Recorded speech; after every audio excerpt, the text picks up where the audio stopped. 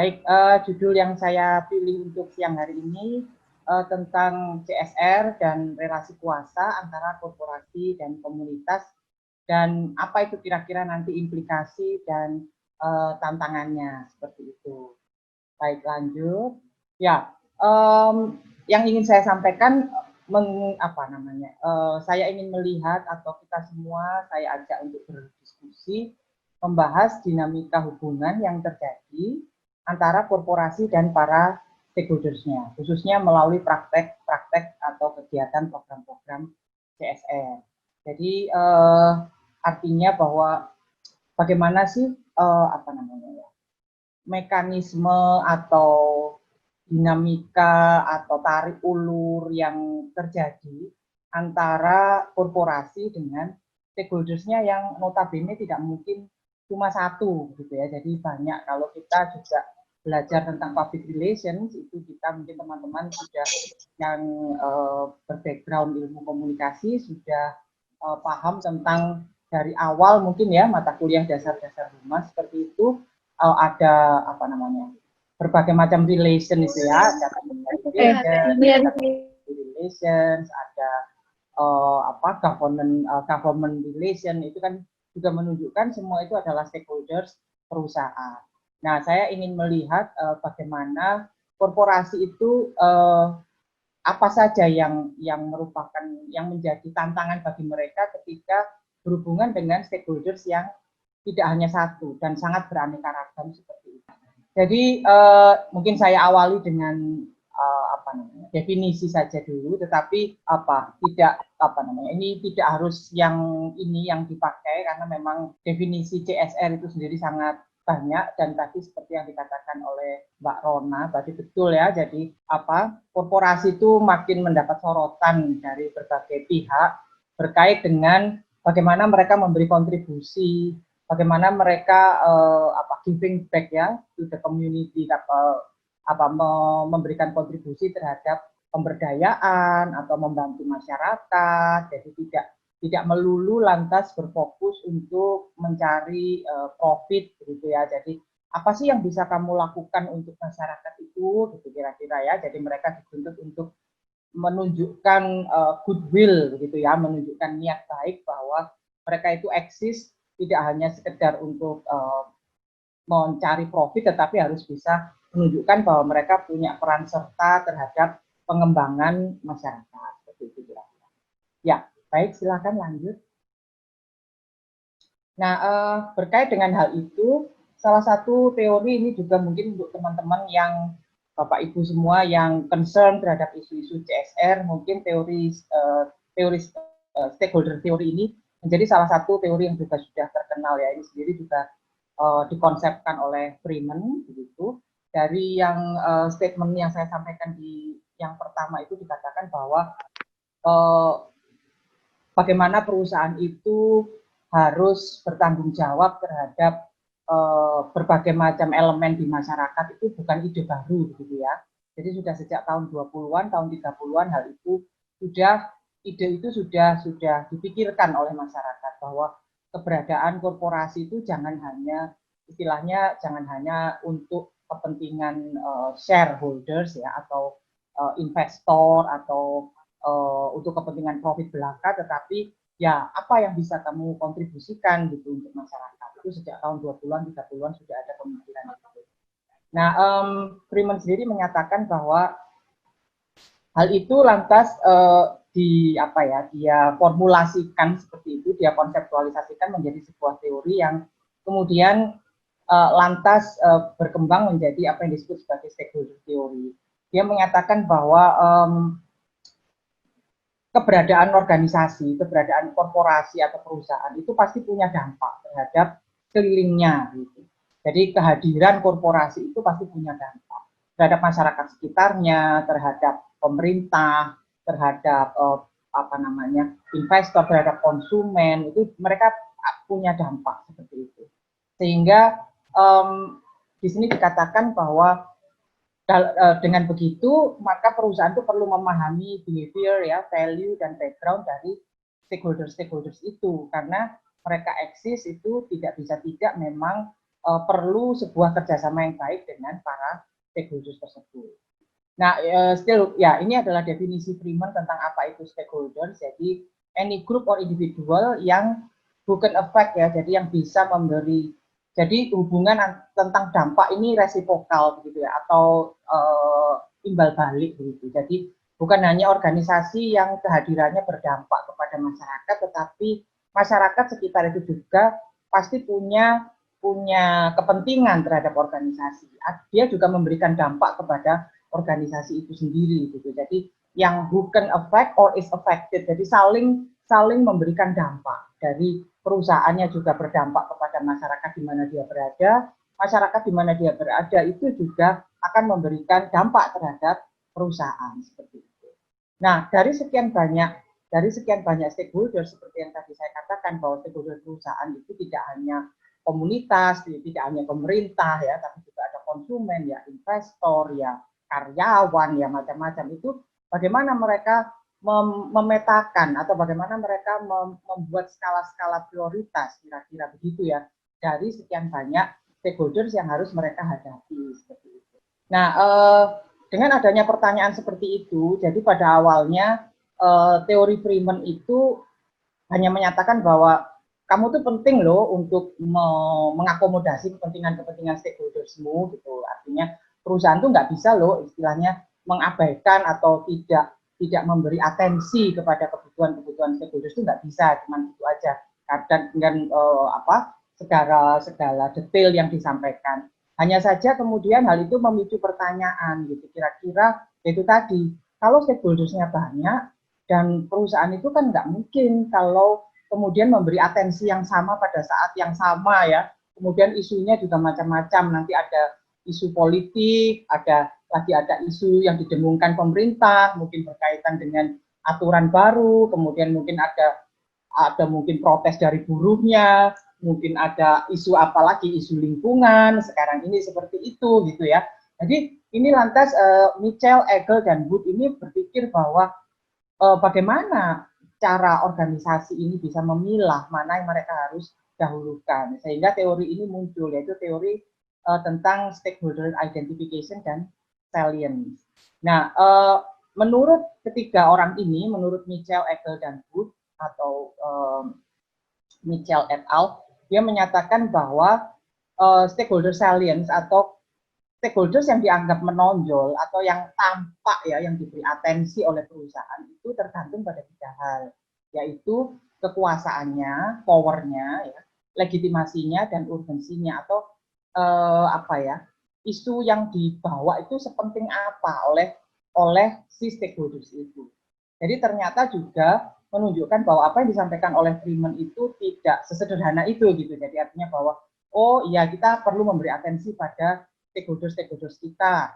Itu tidak berhenti sampai di situ, tetapi muncul pertanyaan, sebetulnya bagaimana secara teori setidaknya perusahaan itu memberi atensi kepada stakeholders-nya. Nah, menurut Mitchell, Egel, dan Wood ini ada tiga hal yang membuat stakeholders itu menjadi menonjol di mata korporasi atau di mata perusahaan, yaitu powernya, legitimasinya, dan urgensi. Ya, ini dia mengajukan beberapa proposisi. Jadi kalau stakeholders itu, katakanlah misalnya ada stakeholders buruh sama stakeholders pemerintah misalnya ya. Sama-sama mereka ini lagi punya kepentingan sama organisasi. Nah, mana yang didahulukan terlebih dahulu gitu. Nah, itu tergantung pada ada tidaknya tiga elemen itu.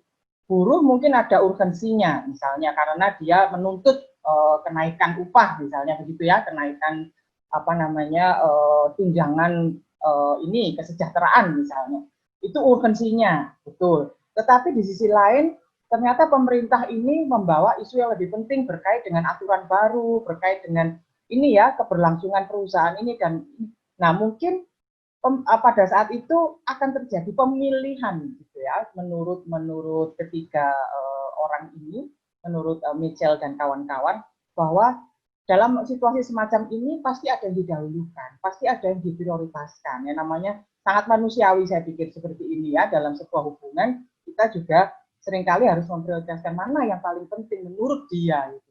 Jadi ketika mungkin isu buruh itu agak dianaktirikan atau tidak diberi atensi dan atensi mungkin lebih kepada pemerintah misalnya, itu adalah akibat dari keberadaan tiga itu tadi gitu menurut Mitchell dan kawan-kawan. Jadi kalau pemerintah itu dianggap punya elemen power, punya elemen legitimasi, dan juga punya elemen urgensi dengan membawa isu apa tertentu tadi, wah ternyata ya ini dulu yang harus kita tangani, harus yang kita berikan atensi. Yang buruh itu nanti aja deh, karena dia kayaknya ya urgen sih, tapi kayaknya ini mungkin lebih memiliki bobot power yang lebih berat daripada stakeholders yang ini, seperti itu. Jadi dia menyatakan bahwa prioritas terhadap stakeholders itu tidak mungkin sama, gitu, yang dinyatakan oleh tiga penulis ini tadi, tiga pemikir ini tadi. Ya, ini menunjukkan bahwa ada relasi kuasa antar stakeholders itu dan perusahaan itu sendiri, seperti itu. Karena yang menunjukkan bahwa bagaimana stakeholders itu penting menunjukkan bahwa dalam hubungannya dengan korporasi, untuk menunjukkan kepentingannya terhadap korporasi, dia harus bisa menunjukkan bahwa kepentingannya lah yang harus didahulukan. Nah, itu pakai mekanisme apa? Itu kan macam-macam. Nah, nanti makanya saya juga agak promo sedikit di akhir. Mungkin Mbak Rona sudah membaca, saya promo untuk webinar berikutnya yang bicara soal aktivis-aktivis gitu ya. Yang akan mungkin lebih porsinya nanti lebih diskusinya akan lebih terfokus gitu ya, karena memang membahas itu. Jadi di sini menunjukkan bahwa stakeholders itu menjadi stakeholders tidak mudah. Ketika kita saling ini kayak ayah dan ibu punya anak 5 atau 6 gitu ya. Semua masing-masing ini kan ingin mendapat atensi yang ya kalau ideal tentu saja kemarin Bu Andrea ya komunikasi keluarga. Itu ya nggak boleh ya membeda-bedakan anak yang satu dengan yang lain kan begitu ya. Orang tua harus adil. Tetapi kalau perusahaan adil kepada semua stakeholdersnya kayaknya nggak mungkin deh gitu ya. Jadi itu juga terlalu sederhana. Jadi pasti dia ada memilih dan memberikan atensi tertentu terhadap stakeholders tertentu di saat tertentu. Ini juga sangat kasuistik. Artinya kita tidak bisa mengeneralisir. Itu tergantung isu yang tengah muncul, urgensi tadi, kemudian tren bisnis, tren ekonomi, kemudian dan lain sebagainya, yang akhirnya memutuskan bahwa ini yang harus kita berikan atensi saat ini. Misalnya sekarang ini dunia global ini sedang ribut dengan isu BLM ya, Black Lives Matter itu di mana-mana. Nah, isu ini juga pasti diberi atensi oleh perusahaan. Apa yang kita bisa lakukan agar di mata stakeholders kita juga tampak sebagai perusahaan yang peka terhadap isu ini. Nah, misalnya seperti itu. Sehingga akhirnya yang tadinya misalnya isu tentang diversity di perusahaannya tidak diberi atensi, sekarang tahu-tahu diberi atensi ya. Misalnya tadinya nggak pernah rekrut dari kelompok minoritas, sekarang tiba-tiba mengubah aturan. Kita harus rekrut dari kelompok minoritas. Kita harus punya lebih banyak pemimpin perempuan dan lain sebagainya misalnya, karena kalau isu ini tidak diberi atensi, bisa-bisa perusahaan itu akan terkena efek negatifnya ya. Misalnya ya kehilangan investor, kehilangan konsumen, kan seperti itu ya. Jadi itu yang ingin saya sampaikan dari teori kita. Nah, terhadap kaitannya dengan CSR sendiri, kita bicara tentang biasanya satu stakeholder ya, satu stakeholder yang seringkali dikaitkan dengan CSR itu kan biasanya masyarakat, komunitas, masyarakat marginal, masyarakat ini. Nah, itu sendiri juga saya anggap perusahaan itu tidak mudah gitu ya dalam mengelola stakeholdersnya yang satu ini. Jadi menimbulkan tantangan. Artinya yaitu tadi bahwa stakeholders yang namanya komunitas yang berkaitan dengan CSR itu juga harus berkompetisi untuk atensi tadi. Gitu ya. Jadi ini kan kita bicara relasi kuasa. Jadi kalau perusahaannya lagi sibuk ngurusin diversity issue, wah jangan-jangan ini nggak dianggap atau tidak diberi atensi gitu. Jadi bagaimana komunitas itu sendiri juga berkompetisi untuk mendapatkan atensi dari perusahaan, itu juga sebuah isu tentang relasi kuasa, karena yang butuh menarik atensi perusahaan itu tidak hanya satu stakeholders, tapi banyak stakeholders investor juga mungkin teriak-teriak bahwa kita ini loh ada isu gini-gini. Nah, pemerintah juga teriak-teriak. Halo perusahaan, kamu nggak boleh seperti itu, kamu melanggar aturan, bla bla bla bla. Nah, gitu ya. Jadi, wah bingung ini dia tolak-tolak gini mungkin nanti ya. Jadi ya, yang mana ini? Nah, apalagi cuman suaranya komunitas gitu, yang cuman, aduh bantuin kita dong, kan kayak gitu ya. Kita ini kaum yang marginal dan lain sebagainya. Terus gimana gitu? Nah, itu yang ingin saya sampaikan di sini. Nah, tantangannya adalah ada beberapa approach ya. Biasanya perusahaan itu kalau berkaitan dengan CSR itu mau top down atau mau bottom up. Nah, sekarang ini juga perusahaan ini mendapatkan sorotan bertubi-tubi berkait dengan apa yang disebut sebagai participatory approach untuk CSR atau sustainable development juga, community engagement. Jadi jargon-jargonnya seperti itu. Yang menyatakan bahwa ketika kita menolong seseorang, kalau kita bicara CSR, oke lah bahasa gampangnya kan kita menolong orang. Kalau kita menolong seseorang itu ternyata nggak boleh dengan cara-cara yang semau kita gitu loh. Jadi itu juga menjadi sebuah tantangan, makanya saya anggap tantangan. Jadi ketika stakeholders mereka banyak, semua itu berkompetensi untuk mendapatkan atensi, kemudian ini ada stakeholders komunitas yang juga membutuhkan atensi. Ternyata ketika kita mau menolong stakeholders yang ini, itu kita juga dihadapkan pada pressure ya, pada perusahaan itu dihadapkan pada sorotan masyarakat bahwa apa menolong dengan asal menolong itu juga dianggap nggak benar, nggak boleh gitu ya. Secara etika juga dianggap nggak boleh dan itu juga akan terdampak bagi sekali lagi reputasi dari perusahaan itu sendiri. Ya, ini saya cuma ingin menunjukkan bahwa teori-teori ini nanti banyak gambar-gambar setelah beberapa ini nanti kita bisa cepat-cepat saja yang menunjukkan bahwa intinya ketika perusahaan itu mengambil pendekatan yang sangat sangat satu arah itu akan dicibir banyak pihak. Artinya ketika kita menggunakan yang tadi itu yang saya sebut sebagai top down approach. Jadi, wah gimana ya caranya kita bantu masyarakat itu? Sudahlah kita bikinkan program ini gitu. Pokoknya kan kita bikin CSR. Nah, itu ternyata juga mendapat sorotan. Jadi artinya menolong itu tidak mudah. Yang di sini dikatakan bahwa dari stakeholder engagement continuum ini menunjukkan bahwa semakin ke kanan, jadi semakin birunya itu menjadi gelap warnanya, itu semakin ideal dalam menolong. Artinya ketika kita menolong, kita tidak boleh mengutamakan persepsi kita sendiri tentang apa yang harus kita tolong untuk orang itu. Jadi kita harus lebih banyak menyesuaikan CSR kita dengan betul-betul apa yang dibutuhkan oleh masyarakat. Dan itu tidak mudah. Walaupun kita sudah berusaha tailor-made gitu ya, bahwa perusahaan kita kan biasanya perusahaan kita apa, CSR kita apa, kan gitu ya, disesuaikan dengan core produk perusahaan kita. Ternyata tidak bisa seperti itu lagi. Juga kaitannya dengan sustainability sekarang ini. Jadi kalau bisa kita menolong itu tidak hanya memberikan ikan, tapi memberikan kail ya. Jadi tidak boleh menolong malah membuat masyarakat yang kita tolong itu menjadi tergantung kepada perusahaan. Itu juga perusahaan akan disorot oleh banyak pihak kalau memberikan bentuk-bentuk CSR yang seperti itu. Jadi harus bentuk CSR yang berhasil membuat masyarakat itu menjadi berdaya, bukan hanya sekedar mendapat pertolongan. Monggo lanjut.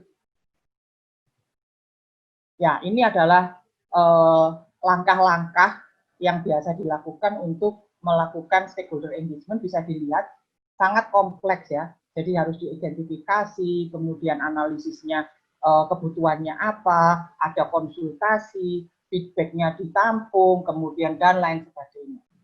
Ya, ini juga sama bahwa untuk community engagement itu active participation, sekali lagi semakin ke kanan itu semakin ideal.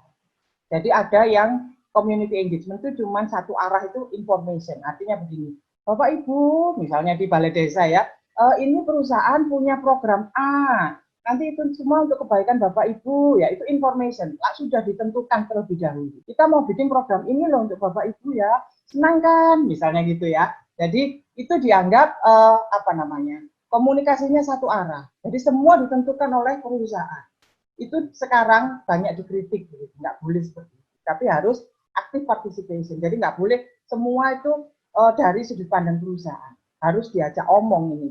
Sebetulnya yang kamu butuhkan itu apa? kalau kita ngasih bantuan seperti ini sudah betul atau tidak, atau malah sebetulnya kamu nggak butuh ini, tapi butuh yang lain. Nah, itu harus.